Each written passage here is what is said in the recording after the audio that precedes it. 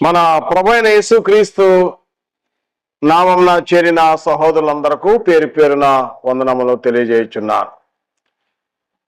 దేవుని కృపను బట్టి దేవుని సన్నిధిలో ఈరోజు west church of Christ Rahmat Nagar క్రీస్తు సంఘము నుండి యూట్యూబ్ ద్వారా వర్తమానాలను అందించాలని ఆశ కలిగి ఈ రోజున దేవుని ప్రేమ మొదటి భాగములో ఈ కార్యక్రమం ప్రారంభించుకుందాం.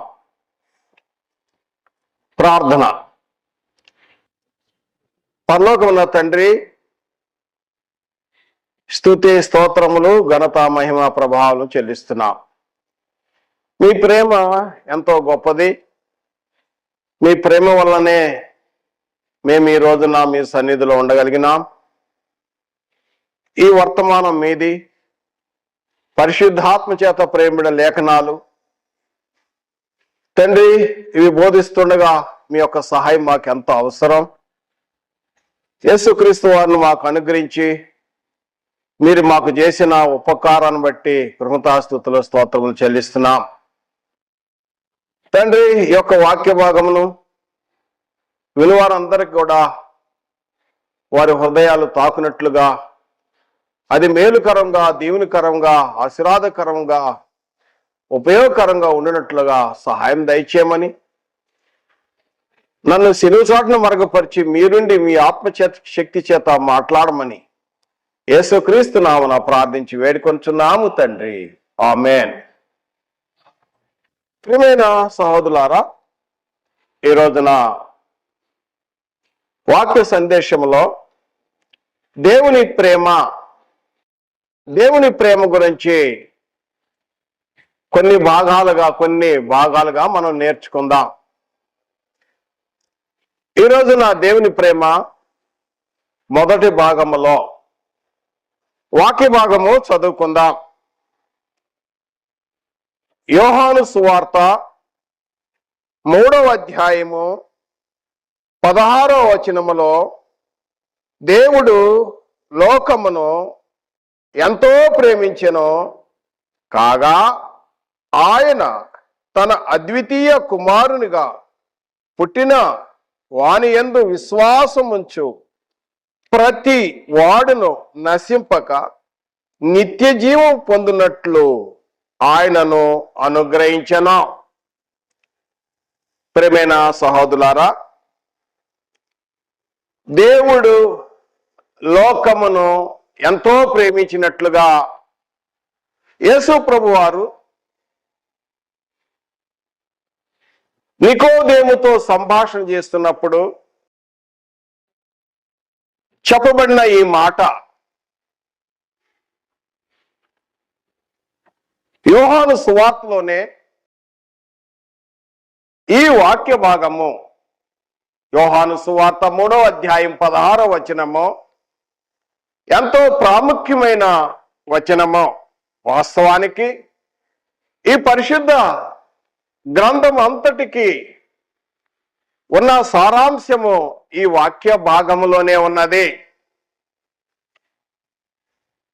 దేవుడు యేసుక్రీస్తు వారు పరిశుద్ధాత్మ చేత ప్రేరింపబడి వ్రాయబడిన ఈ గ్రంథము దేవుడు నశించిన మానవాళి నిమిత్తము మానవుల ఎడల జగత్తు పునాది వేయబడక మునిపే ఆయన సంకల్పములో ఎంతో ప్రేమించాడు. ఎంతో ప్రేమించి ఆయన సంకల్పంలోనే యేసుక్రీస్తు వారిని ఈ లోకానికి పంపాడు. ఇందులో దేవుని ప్రేమ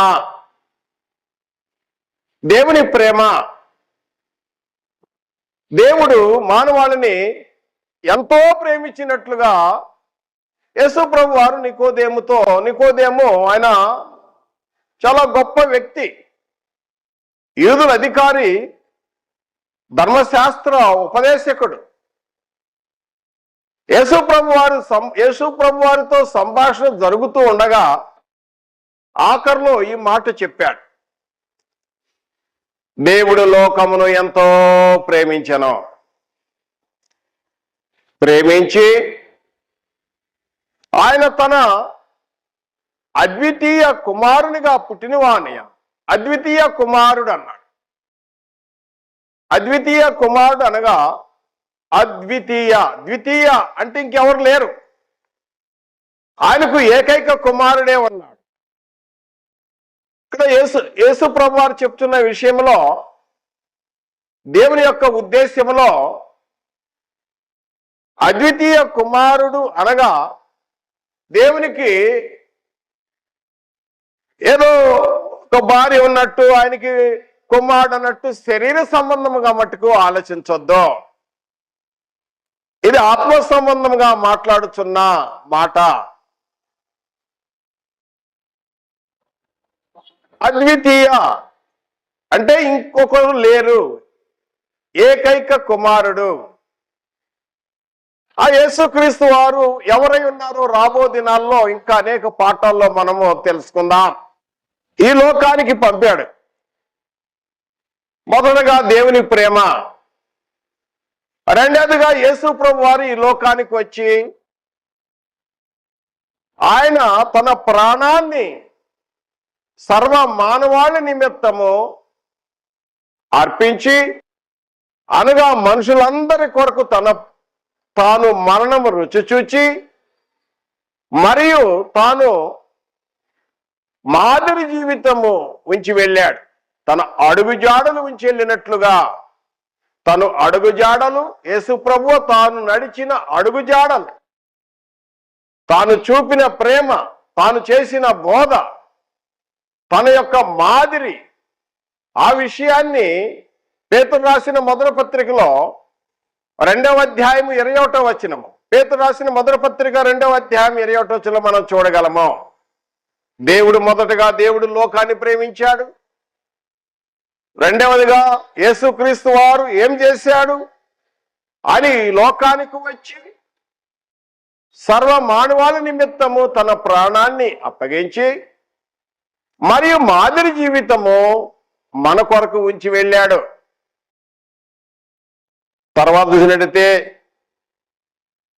ఎన్నికలేని వారు, వాస్తవానికి ఒకప్పుడు నేను కూడా ఎన్నికలేని వాడు, దేవుని యొక్క ప్రేమలో ఉండటం వల్లనే ఈరోజు పరిశుద్ధాత్మ చేత ప్రేరణ లేఖన గ్రంథంను పట్టుకోవటానికి, చదవటానికి, ఇతరులకు బోధించటానికి దేవుడు ఈ అవకాశం ఇచ్చాడు. ఇందులో దేవుని ప్రేమ.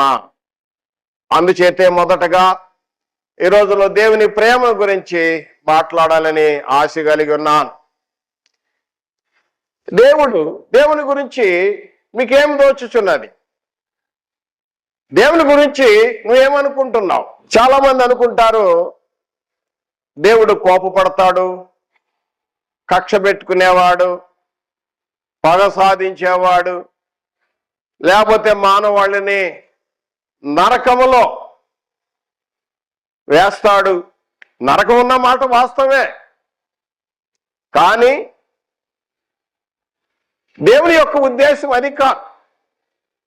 దేవుడు మానవాళి ఎడల కక్ష, ద్వేషము, ఉగ్రత, కోపము, పగ సాధింపు ఉన్నవాడు కాదు. వాస్తవానికి నిర్గమకాండములో 34వ అధ్యాయము 5-6 వచనాలలో దేవుడు ఆయన దయా కనికరము కలిగిన వాడు, ప్రేమ, కృప, సత్యము కలిగిన వాడు. దేవుడు ప్రేమ స్వరూపి. దేవుడు ప్రేమ అయి ఉన్నాడు. మనం ఇందాక చదువుకున్నాం యోహాను సువార్త 3వ అధ్యాయము 16వ వచనములో దేవుడు లోకమును ఎంతో ప్రేమించెను. మరి ఇంకా క్రొత్త నిబంధనలు మనం చూసినట్లయితే యోహాను రాసిన మొదటి పత్రిక 4వ అధ్యాయం 8వ వచనములోను మరియు 16వ వచనములో దేవుడు ప్రేమై ఉన్నాడు, దేవుడు ప్రేమ స్వరూపి అయి ఉన్నాడు. దేవుని గురించి భయపడే అవసరం లేదు. దేవుడి గురించి ఎవరు భయపడాలి? యాకోబు పత్రికలో 2వ అధ్యాయం 19వ వచనములో క్రైస్తవులకు బహుదేవుడు లేరు, దేవుడు ఒక్కడే. యాకోబు భక్తుడు చెప్తున్నాడు, దేవుడు ఒక్కడే అని నమ్ముచున్నా మంచిదే, కానీ నమ్మి ఎవరు భయపడుతున్నారు, ఎవరు వణుకుతున్నారంటే దెయ్యములు వణుకుతున్నాయి. దెయ్యాలు భయపడాలి, సాతాను భయపడాలి, దెయ్యం పనులు చేసే వాళ్ళు భయపడతారే కానీ మంచి వారికి మటుకు కాదు. యాకోబు భక్తుడు చెప్తున్నాడు. కనుక ప్రియమైన సహోదరులారా, మరి చాలా మంది అనుకుంటారు దేవుడు కోపడతారు. కోపం దేవునికి మానవుల మీద కోపం లేదు. దేవుని కోపము ఎవరి మీద ఉంది? దయచేసి మళ్ళీ గమనించండి. రోమా పత్రికలో అపోస్తలుడైన పౌలు గారు రోమిలకు రాసిన పత్రిక 1వ అధ్యాయము 18వ వచనములో దుర్నీతి చేత సత్యమును అడ్డగించు మనుషుల యొక్కయు సమస్త భక్తిహీనత మీదను దుర్నీతి మీదను దేవుని కోపము పరలోకము నుండి బయలుపరచబడుచున్నది. దేవుని కోపం ఎవరి మీద? సత్యమును అడ్డగించే వారి మీద, సమస్త భక్తిహీనత మీద. సమస్త భక్తిహీనతను మరియు సత్యమును అడ్డగించే వారి మీద, సత్యమును అడ్డగించే వారి మీద దేవుని కోపము పరలోకం నుండి వస్తుందని పౌలు గారు జ్ఞాపకం చేస్తున్నాడు.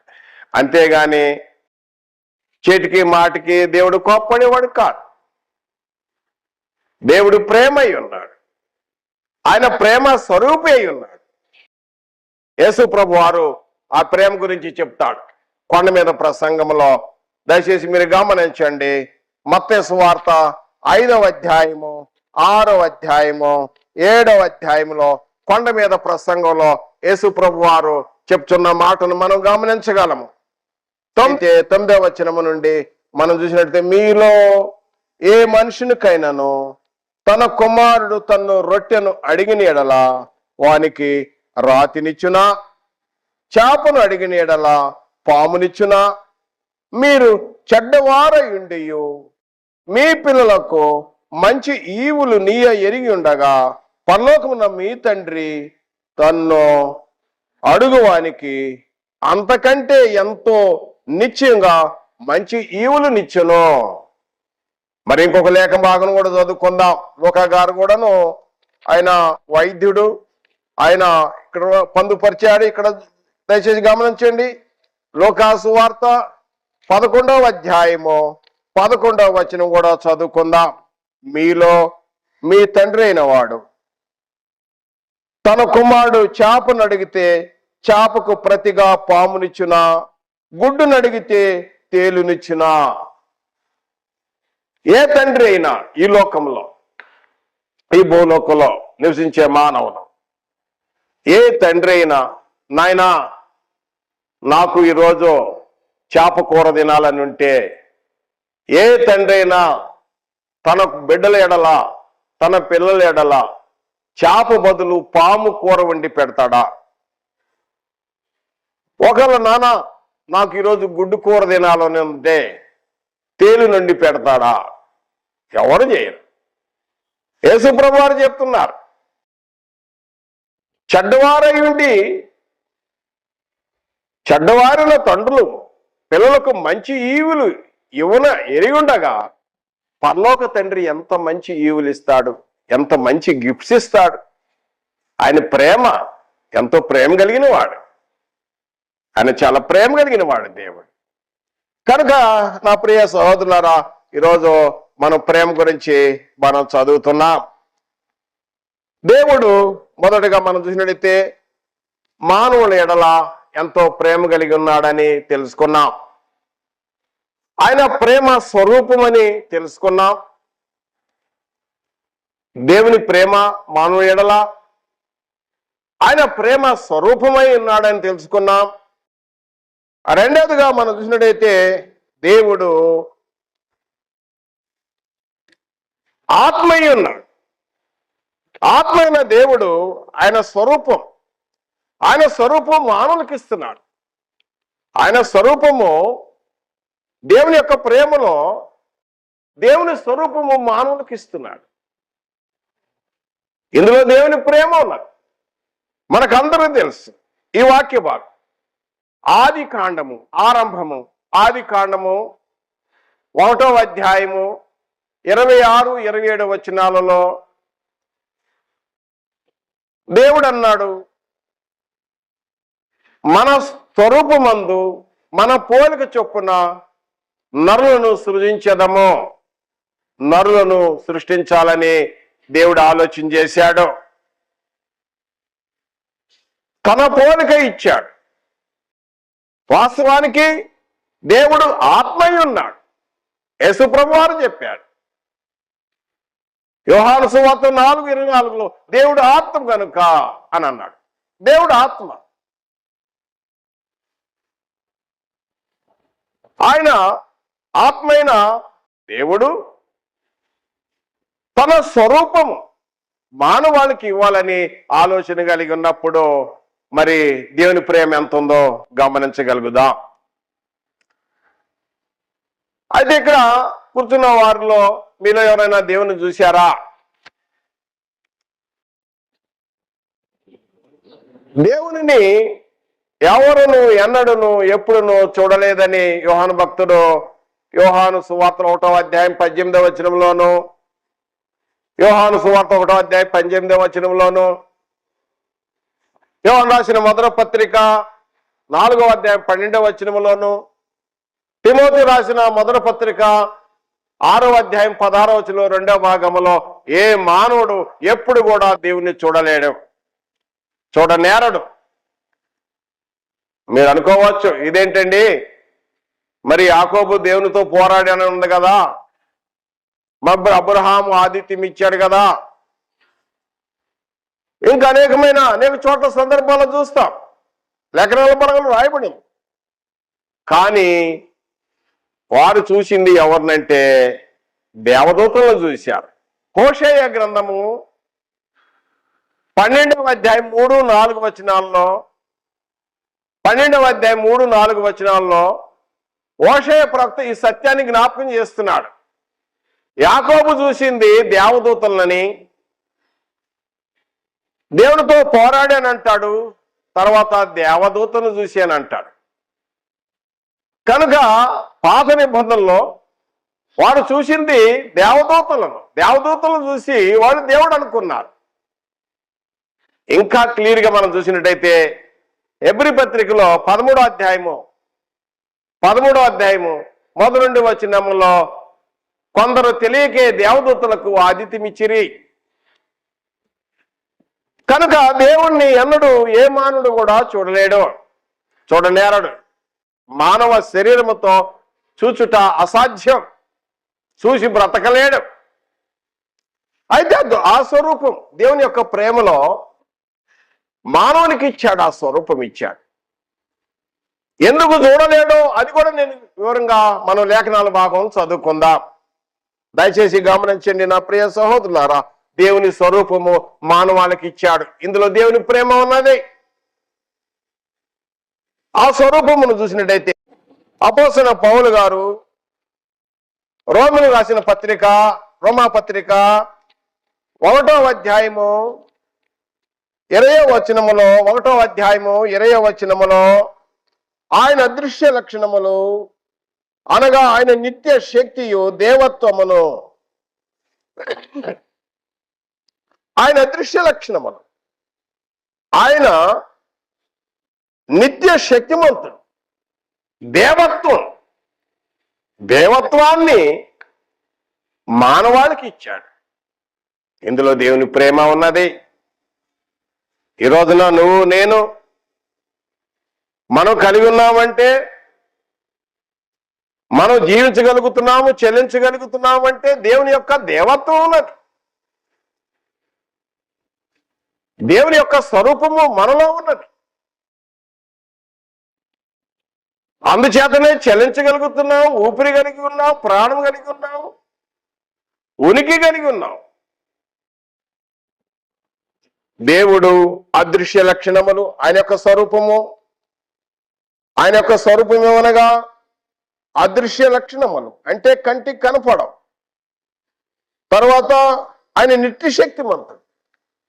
దేవత్వం, దేవుని స్వరూపం అంటే మొదటగా ఈ యొక్క వాక్య భాగం ద్వారా తెలుసుకొని ఉన్నాం.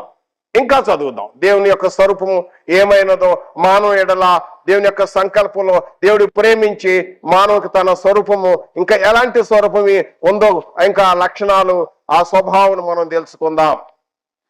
తిమోతి రాసిన మొదటి పత్రిక 1వ అధ్యాయము 17వ వచనములో, సకల యుగములలో రాజయుండి అక్షయుడను అదృశ్యుడను అద్వితీయ దేవునికి ఘనత మహిమ యుగయుగములు కలుగునుగాక. ఆమేన్. దేవుని యొక్క స్వరూపము ఇక్కడ మనం చూడగలుగుతాం. సకల యుగములలో రాజై ఉన్నాడు దేవుడు. సకల యుగములలో ఉన్నాడు. మరియు ఆయన అక్షయుడు అంటే క్షయము లేనివాడు, నశింపు కానివాడు దేవుడు. అదృశ్యుడు అంటే మనిషి కంటికి కనపడడు. నువ్వు ఏ బైనకులర్ పెట్టి చూసినా కూడా నువ్వు చూడలేవు, ఎందుకంటే అదృశ్యుడు ఆయన. తర్వాత చూసినట్టయితే అద్వితీయుడు, అద్వితీయ దేవుడు అనగా ఇంకొక దేవుడు లేడు. ఆల్మైటీ గాడ్, దేవుడు ఒక్కడే. కనుక ఆయన యొక్క స్వరూపం ఇది. ఆ స్వరూపము మానవాళికి ఇచ్చాడు, నీకు నాకు ఇచ్చాడు. ఆ స్వరూపం ఇచ్చాడు. దేవుడు ఎంతకాలం జీవిస్తాడో మానవుడు కూడా అంతే కాలం జీవిస్తాడు. దేవునికి మరణము లేదు, మానవునికి కూడా మరణము లేదు. తర్వాత ఇంకా చూద్దాము, దయచేసి గమనించండి. తిమోతి రాసిన మొదటి పత్రికలో 6వ అధ్యాయము 16వ వచనములో మనం చదువుకుందాం. తిమోతి రాసిన మొదటి పత్రిక 6వ అధ్యాయము 16వ వచనములో చదువుకుందాం. సమీపింపరాని తేజస్సులో, ఈ పదం గమనించండి, సమీపింపరాని తేజస్సులో ఆయన మాత్రమే వసించు అమరత్వం గలవాడై ఉన్నాడు. తర్వాత అంటాడు పౌలు గారు తిమోతితో అంటాడు, మనుషులలో ఎవడను ఆయన చూడలేదు, ఆయనను చూడనేరడు. ఎవరు చూడలేరు, చూడనేరడు. ఎందుకంటే సమీపింపరాని తేజస్సు. మనం సూర్యుని చూస్తాం, కొద్దిసేపు చూస్తే ఆ ఎర్రని సూర్యుడు పగల టైంలో చూడలేం, కళ్ళం నీళ్ళు వస్తాయి. అనేక సూర్యుల కంటే ఎంతో తేజస్సు కలిగిన వాడు, గొప్ప వెలుగు కలిగిన వాడు. గాడ్ ఇస్ లైట్, వెలుగు. సమీపింపరాని తేజస్సు కలిగిన వాడు. సమీపింపరాని తేజస్సు కలిగిన ఆ దేవునిని మానవుడు ఎలా చూడగలుగుతాడు? దేవుడు ఇంకా ఎలాంటి వాడంటే ఇక్కడ చెప్తున్నాడు. ఏమి చెప్తున్నాడంటే పౌలు గారు జ్ఞాపకం చేస్తున్నాడు, సమీపింపరాని తేజస్సు, ఆయన అమరత్వం కలిగిన వాడు, అమరుడు, చావు లేనివాడు, మరణము లేనివాడు, నిత్యుడు, వివేకములు తరతరములు జీవించేవాడు. దేవుడు ఎంతకాలం జీవిస్తాడో మానవుడు కూడా అంతే కాలం జీవిస్తాడు. ఇది సత్యం. ఇంకా లేఖనాలు బాగా చదువుదాం. ఎందుకని నేను మొదటి ప్రశ్న అడిగాను, నువ్వు దేవుని చూశావా? కొంతమంది చెప్తారు, నా దేవుడు చూశానండి. పశ్చాబద్ధం నువ్వు చెప్పేది. ఒకవేళ నువ్వు చూసి ఉంటే ఆదిమ సంఘం యేసు ప్రభుని చూశారు, పాత నిబంధన కాలంలో దేవదూతలను చూశారు. వాళ్ళు ఏమనుకున్నారంటే మేము దేవుని చూశామనుకున్నారు. దేవుని ఎన్నడూ ఎప్పుడు చూడలేడు. ఎందుకంటే మనం చదివినాం ఆయన యొక్క అదృశ్య లక్షణాలు, ఆయన యొక్క స్వరూపం ఏంటి. దేవుడు మనల్ని ప్రేమించి తన స్వరూపం ఇచ్చి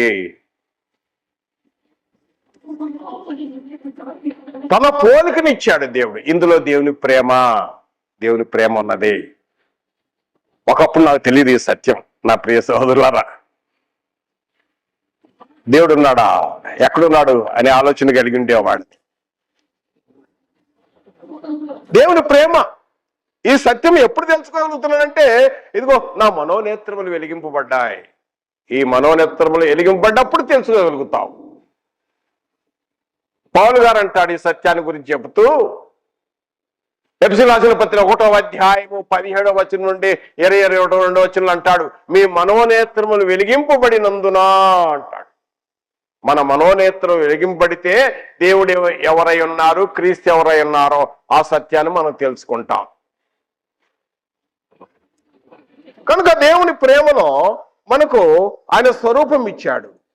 ఆయన ప్రేమలో ప్రియమైన సహోదరుడా, రెండో తర్వాత మనం గమనించినట్లయితే ఆయన ప్రేమలో దేవుడు మనల్ని ప్రేమించి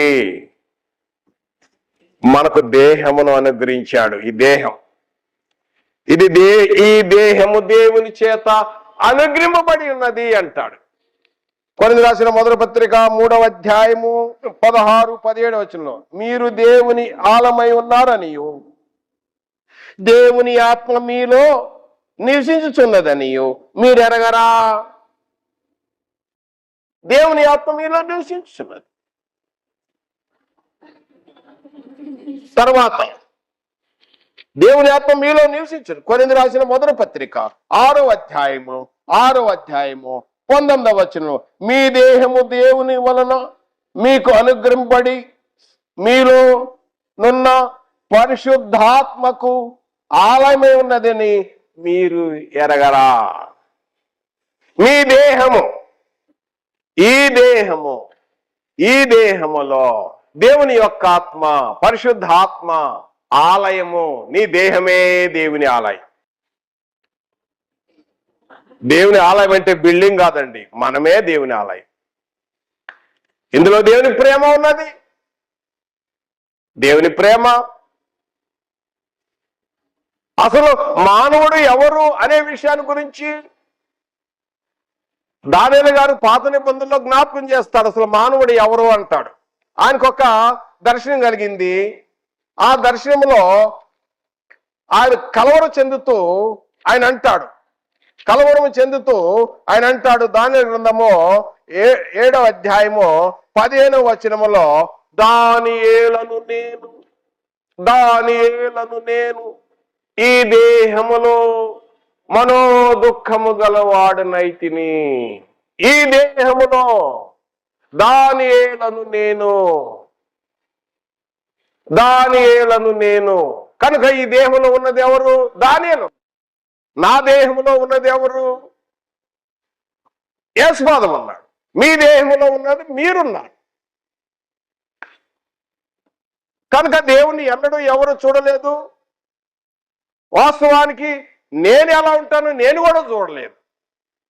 మీరు ఎలా ఉంటారో నేను చూడలేదు.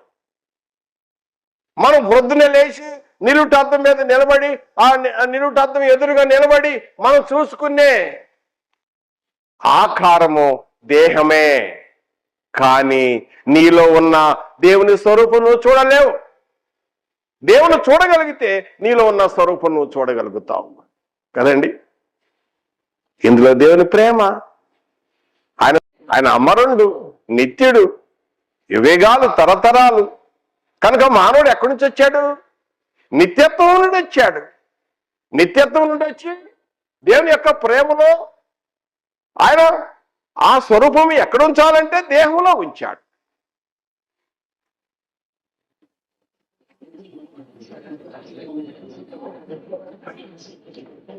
కనుక మరి కొరింథీయులకు రాసిన 2వ పత్రికలు కూడా 4వ అధ్యాయం 16వ వచనం అంటాడు, మా బాహ్య పురుషుడు కృషించుచున్నాను, మా అంతర్య పురుషుడు దినదినము నూతన పరచబడుచున్నాడు. ఈ దేహము ఒకప్పుడు శిశు దశ, తర్వాత బాల్యము, యవన ప్రాయము, ఇప్పుడు వృద్ధాప్యమైంది. ఇప్పుడు ఒకప్పుడు నేను చాలా హ్యాండ్సమ్గా ఉండేవాడిని. ఇప్పుడు చూస్తుంటే అంతా మార్పు చెందింది. చాలా బాధేస్తుంది, శరీరము కృషించిపోతా ఉంటది. కానీ నా అంతర్య పురుషుడు నాడే, నాలో ఉన్నాడే, యేసుపాదం అని నేను దినదినము నూతన పరచబడుతూ ఉన్నా. పౌలు గారు చెప్తున్న మాట అదే.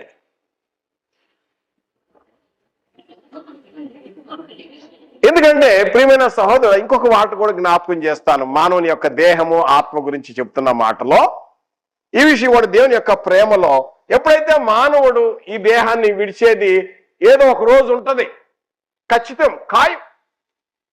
దేహము ఎప్పుడైతే విడిస్తాడో ఆత్మ ఎక్కడి నుంచి వచ్చిందో అక్కడికి మరలా వెళ్ళిపోతాడు. ప్రసంగి గ్రంథం 12:7 అంటాడు, మరలా వెళ్ళిపోతాడు.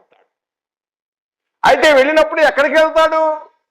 భూమి మీద జీవించిన విధానాన్ని బట్టే ఆధారపడి ఉంటుంది జీవన శైలి, ఆత్మీయ జీవన శైలి. నువ్వు మంచిగా జీవించావా, చెడ్డగా జీవించావా? మంచిగా జీవించిన వ్యక్తి లాజరు. మరి యేసు ప్రభువారు చెప్పాడు, లోకాసు వార్త 16:22, లోకాసు వార్త 16:22 చెప్పాడు, దేవదూతలు వచ్చి తీసుకెళ్లిపోయారట. ధనవంతుడు చనిపోయాడు, తన చోటుకి వెళ్ళిపోయాడు, వేదన పడుతున్నాడు. ఆయన ఎవరు తీసుకెళ్ళలేదు. కనుక దేవుని ప్రేమలో దేవుడు ప్రేమించి తన స్వరూపం ఇచ్చాడు. ఆ స్వరూపము ఈ దేహంలో ఉంచాడు. ఇందులో దేవుని ప్రేమ. ఆ దేహంలో ఉంచి తాను చూస్తున్నాడు మనల్ని. నా కుమారుడు నా స్వరూపమని చూస్తున్నాడు. తండ్రులు కూడా చూస్తూ ఉంటారు బిడ్డల ఎడల, నా కుమారుడు ఏ స్వరూపమని. తండ్రులు చూస్తారు, నా కుమారుడు ఎట్లున్నాడు, బాగున్నాడని. కనుక మరి ఆ శరీరంలో ఉంచి ఆ మానవుని ఎక్కడ ఉంచాలి? ఇందులో మళ్ళా దేవుని ప్రేమ. ఇందులో దేవుని ప్రేమ ఏమిటంటే ఆ దేహం ఇచ్చి తన స్వరూపం ఇచ్చి ఎక్కడుంచాలంటే భూలోకము. యెషయా గ్రంథము 45వ అధ్యాయము, యెషయా గ్రంథము 45వ అధ్యాయము 18వ వచనములో సృష్టికర్త అయిన దేవుడు ఆకాశములు భూమిని సృజించినట్టుగా వ్రాయబడి ఉన్నది. ఆకాశము, భూమి, ఈ సోలార్ సిస్టము, ఈ అంతరిక్షము మొత్తము సృజించిన వాడు దేవుడే. కనుక మానవాళి నివాసము ఏది యోగ్యమైనదంటే భూగోళం మాత్రమే. మానవుడు ఈరోజు ప్రయత్నం చేస్తున్నాడు చంద్రమండలంలో నివాసం చేయాలని, శుక్రగ్రహంలో నివాసం చేయాలని. ఎక్కడికి వెళ్ళినా కూడా వ్యామోగములుగా ఆ రోదశీలు వెళ్ళేవారు ఇక్కడ వాతావరణం తీసుకొని అక్కడికి వెళ్తున్నారే గాని ఇక్కడ వాతావరణం లేకుండా అక్కడికి వెళ్ళలేరు, అక్కడ జీవించలేరు. పరిశుద్ధ గ్రంథము తేటగా చెప్పుచున్నది, భూమి మాత్రమే మానవుల యొక్క నివాస యోగ్యము. దేవుని ప్రేమలో ఇంకొక విషయం కూడా చెప్పాలని ఆశ కలిగి ఉన్నాను. ఆదికాండం 1వ అధ్యాయంలో ఈ సృష్టి యావత్తు మనకు కనిపిస్తుంది. మానవుని కొరకు దేవుడు ఎంత ప్రేమించి ఎంత చేశాడో ఒకసారి ఆలోచన చేశావా? మానవుని కొరకు గాలి, వెలుతురు, సూర్యుడు, చంద్రుడు, నక్షత్రాలు, సోలార్ సిస్టమ్ ఇవన్నీ విశాలత కలుగు చేశాడు. ముందుగానే నీటిలో నుండి భూమి మీద గడ్డి మీద రకరకాల వృక్షాలు, ఫలాలు, ఆకుకూరలు, పక్షులు, ప్రాకటి పురుగులు, జంతువులు, సముద్రము, చేపలు, అన్ని మానవునికి ఏది అవసరమో, చెట్లు, వృక్షాలు, ఆకుకూరలు, కాయగూరలు, పండ్లు, సీజన్ వైస్. దేవుని ప్రేమ. ప్రతి జీవి, జంతువులు బ్రతకాలంటే పక్షులు అవసరం, పక్షులు బ్రతకాలంటే ఆకుకూరలు అవసరం, భూమి అవసరం. కనుక మానవుడు బ్రతకాలంటే ఈ మొత్తము కావాలి. వెలుతురు కావాలి, నీళ్లు కావాలి, భూమి కావాలి, భూమి మీద చెట్లు కావాలి, పగలు రాత్రి అవసరం, సోలార్ సిస్టమ్, సౌర కుటుంబం. ఈ క్రమము చూడండి. అసలు పక్షులు, జంతువులు ఇవన్నీ మానవాళికి అవసరం. మరియు ఆయన అంటాడు, దేవుడు ప్రేమించి అంటాడు, ఈ సమస్తమును మీద నీవు ఏలు అన్నాడు. డొమైని అన్నాడు. సార్వభౌమాధికారము నీకు ఇచ్చాను అన్నాడు మొదటి మానవుడికి. డొమైని అంటే సార్వభౌమాధికారము, అవన్నీ కూడా నీకు లోబడతాయి. దేవుని ప్రేమ, దేవుడు ఎంత ప్రేమించాడో చూడండి, ఎంతో ప్రేమ. మానవులు ఎంత ప్రేమ, మొదటగా నేను చెప్తున్నాను. మొదటగా తర్వాత గమనించినట్టయితే మరలా ఏమంటాడు 29వ వచనములో, 26, 27వ వచనంలో దేవుడు తమ మానవులను ప్రేమించి తన స్వరూపం ఇచ్చింది ఒక విషయం అయితే, తర్వాత యాలమని చెప్పింది అయితే రెండో విషయం అయితే, తర్వాత 29వ వచనంలో ఏమంటున్నాడంటే సమస్త కాయగూరలు, ఆకుకూరలు, పండ్లు ఇది మీకు ఆహారము. దేవుని ప్రేమ. మొదటగా శాకాహారాన్ని ఇచ్చాడు దేవుడు, ఆరోగ్యకరమైన ఆహారాన్ని ఇచ్చాడు మొదటగా. ఇందులో దేవుని ప్రేమ. దేవుని ప్రేమలో మళ్ళీ వద్దాం ఒకసారి. దేవుడు ప్రేమై ఉన్నాడు, దేవుడు ప్రేమ స్వరూపై ఉన్నాడు. దేవుడు ప్రేమ, దేవుడు ఆత్మైన దేవుడు తన స్వరూపాన్ని మానవునికి ఇచ్చాడు. ఆ స్వరూపాన్ని ఎక్కడ ఉంచాలంటే ఈ దేహంలో ఉంచాలి అని ఆలోచన చేశాడు. ఈ దేహము మానవ స్వరూపించి ఎక్కడ ఉంచాలంటే భూమి మాత్రమే యోగ్య నివాసం అని దేవుని ప్రేమలో ఆలోచన చేశాడు. కేవలము భూమి మాత్రమే నివాస యోగ్యము మానవాళకి. ఒకళ్ళు చంద్రమండలం వెళితే భూలోకంలో ఉన్న వాతావరణం తీసుకుని వెళ్తాడే గాని అక్కడ వాతావరణంలో మానవుడు జీవించలేడు. తర్వాత దేవుని ప్రేమలో నా ప్రియ సహోదరుడా, దేవుని ప్రేమలో ఇంకో విషయం నేను జ్ఞాపకం చేస్తున్నాను. దేవుని ప్రేమలో ఇంకేముందంటే ఆయన మనం ఆత్మ అనే దేవుడు ఈ ఆత్మలో, ఈ హృదయములో, ఆత్మ, హృదయము, మనస్సు, మనస్సాక్షి ఇవేమున్నాయో తర్వాత భాగంలో మనం తెలుసుకుందాం. అయితే దేవుని ప్రేమలో ఏమేంటంటే ఒక కుటుంబంలో 6 ఉన్నారు, తల్లిదండ్రులు ఉన్నారు, 4 పిల్లలు ఉన్నారు. ఎవరు హృదయ ఆలోచనలు వారికే తెలుసు.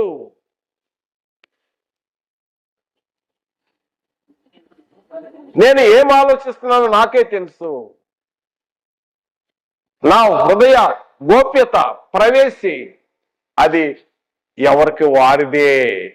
ఒక కుటుంబంలో 6 ఉన్నప్పటికీ నేనేం ఆలోచిస్తానో, నా తలంపులు, నేనేం చేయబోతున్నానో నా కుటుంబంలో వాళ్ళకే తెలియదు. ఎవరు ప్రవేశి వాళ్ళకి ఇచ్చాడు. ఇందులో దేవుని ప్రేమ ఉన్నది. అందుకనే మరి పౌలు గారు అంటాడు, కొరింథీ రాసిన మొదటి పత్రికలో చదువుకుందాం, ఆ ప్రవేశి గురించి ఏం చెబుతున్నాడో చూద్దాం. కొరింథీ రాసిన మొదటి పత్రిక 2వ అధ్యాయము, ఎవరు ప్రవేశి, ఎవరు గోప్యత, ఎవరు రహస్యం, వాళ్ళ హృదయ రహస్యాలు. కానీ దేవునికి సమస్తం తెలుసు. కీర్తన 139వ కీర్తనలో దావీదు గారు అంటాడు, నేను కూర్చుంటా, నేను లేచు, నా తలంపు, నా ఆలోచన, నా పడక, నా నడక, నేను ఏం ఆలోచిస్తున్నానో, ఏం ఆలోచించబోతున్నానో నీకు సమస్తము తెలుసు. కానీ మనం ఏం ఆలోచిస్తామో మనకు తెలియదు. ఇంక కొద్దిసేపులో నువ్వు ఏం ఆలోచించబోతున్నావో దేవునికి తెలుసు. నువ్వు ఇంతకుముందు ఏం ఆలోచించావో నువ్వు మర్చిపోయావు, కానీ దేవునికి తెలుసు. నీ హృదయ ఆలోచనలు ఎలా ఉన్నాయో దేవునికి సమస్తము తెలుసు. నేను ఏం ఆలోచన చేయబోతున్నావో దేవునికి తెలుసు. ఎవరు హృదయ ఆలోచన, ఆ యొక్క ప్రవేశి, ఆ గోప్యత, ఆ రహస్యము వారిది ఇండివిజువల్ గా ఉంచాడు, వాళ్ళకే తెలుసు అంటాడు.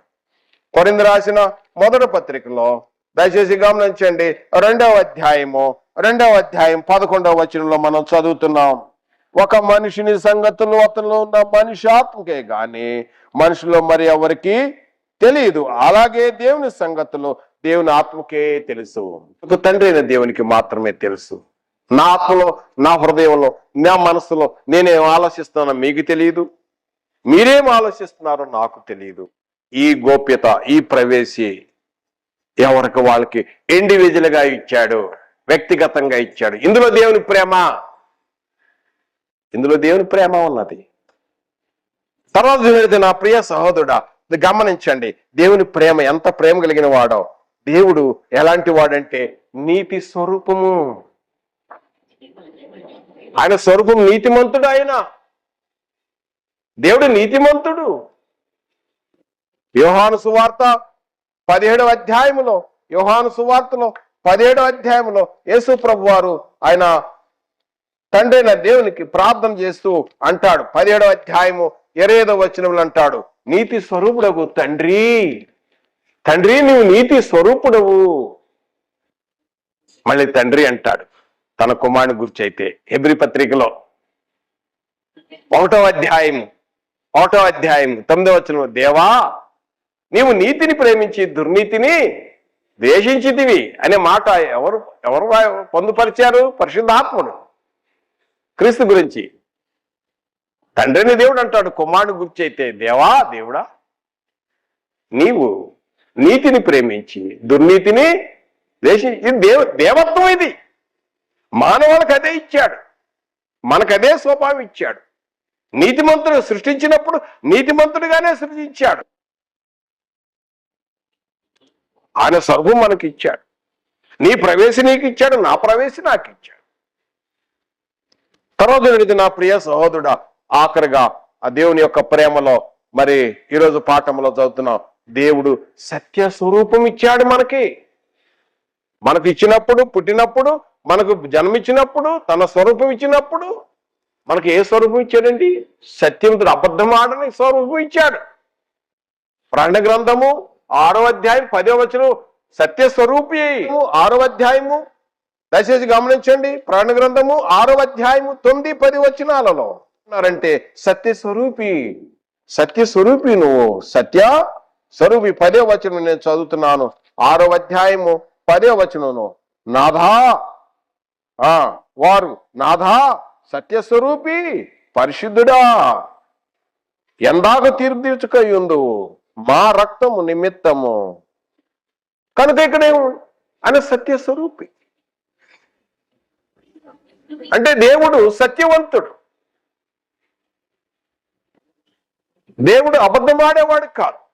మానవుని పుట్టించింది కూడా అబద్ధమాడని ఆ స్వభావమే ఇచ్చాడు, ఆ స్వరూపమే ఇచ్చాడు.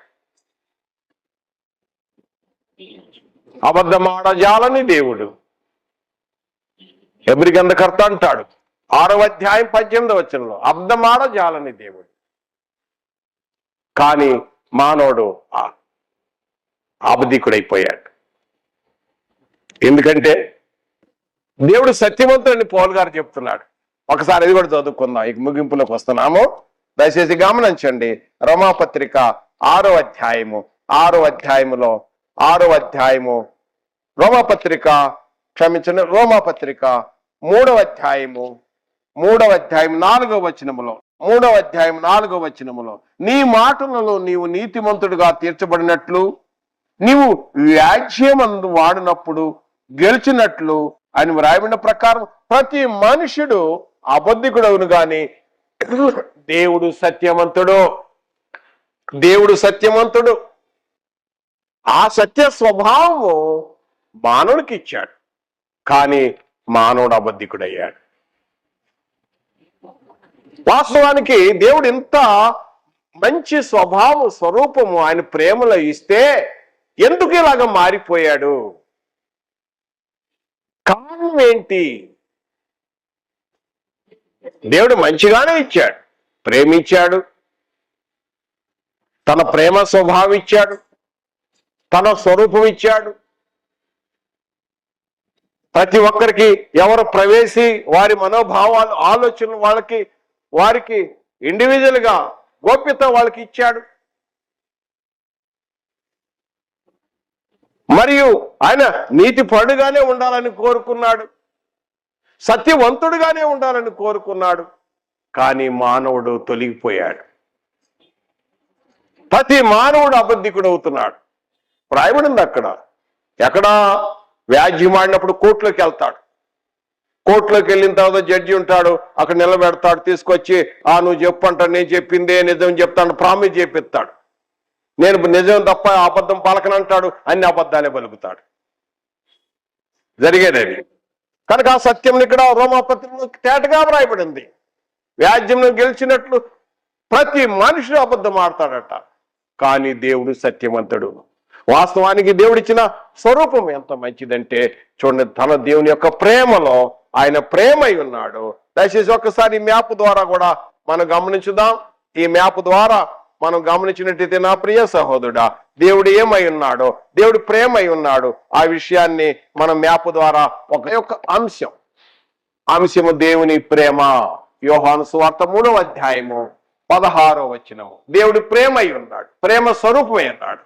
దేవుని స్వరూపము అనగా ఆత్మస్వరూపము అది ఎలాంటిదంటే ఇదిగో మనము చూసినాం. తర్వాత 3వది, దేవుని ప్రేమలో మరి మానవుని దేహం అనేది దేవుని అనుగ్రహం అని మనం చూసినాం. మానవుడు ఎవరంటే ఈ దేహంలో నివసించు వ్యక్తి. ఎప్పుడైతే ప్రాణం విడుస్తాడో ఇక్కడికి భూలోకంలో పని ఏం లేదు, ఇక్కడ ఉండటానికి లేదు అవకాశం. ఇక భూమి మీద ఉండి ఇక్కడ దెయ్యాలని తిరిగే అవకాశం లేదు. ఎక్కడి నుంచి వచ్చాడో అక్కడికి వెళ్ళిపోతాడు, ఇక వేగంగా వెళ్ళిపోతాడు. ఒకరికి దారి తెలియకపోతే దేవదూతలు తీసుకెళ్తాడు అక్కడికి, మంచిగా జీవిస్తే. ఒకవేళ దేవునికి ఇష్టలుగా జీవించలేదనుకో, ఎక్కడ పోవాలి? ధనవంతుడు ఎక్కడ పోయాడు?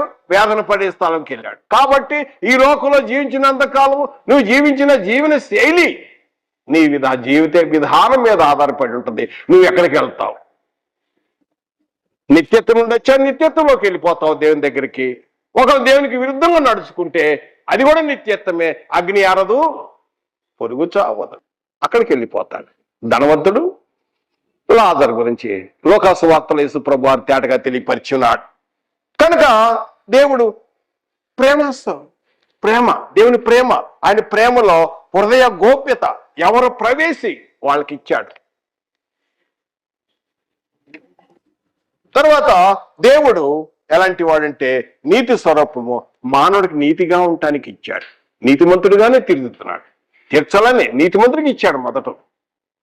తర్వాత ఆయన స్వరూపం ఏంటంటే మానవుడికి ఇచ్చిన స్వరూపము సత్య స్వరూపము. మానవుడికి ఇచ్చింది ఇదండి. మొదటగా దేవుడు లోకమును ఎంతో ప్రేమించాడు. ఇక తర్వాత భాగంలో ఇక మనం చెప్పుకుందాం, ఇంత మంచి స్వభావం మరి లేదు కదా అని అంటారు. వాస్తవమే, లేదు. ఎందుకు లేదో, ఎందుకు పాడైపోయిందో, ఎక్కడ జరిగిందో ఆ విషయాలు మనం వచ్చే పాఠంలో వర్తమానం నేర్చుకుందాం. వాస్తవానికి ఆ స్వరూపం ఇప్పుడు మన ఎదురు చూడగలుగుతాం. ఎవరి దగ్గర చూస్తాం? చిన్న పిల్లలు. ఎవరు? చిన్న పిల్లల్లో, పుట్టిన పిల్లల దగ్గర నుండి చూసినట్టయితే ఆ పిల్లల్లో చూస్తాం ఈ స్వరూపం, దేవుని స్వరూపం. వాళ్ళకి మంచి చెడు తెలియదు, మేలు కీడు తెలియదు. చిన్న పిల్లలు, వాళ్ళకి పాపం అంటే తెలియదు. వాళ్ళ కక్ష, పగ, ద్వేషం, అసూయ, శరీర కార్యాలు వాళ్ళకి అసలు తెలియవు చిన్నపిల్లలకు. అందుకని యేసు ప్రభు వారు చిన్న బిడ్డలను పిలిచి ఇలాంటి వారిదే దేవుని రాజ్యం అన్నాడు. ఇలాంటి వారిది దేవుని ప్రేమ. ఈరోజు దేవుని ప్రేమ మొదటి భాగమును మనం చూసినాం.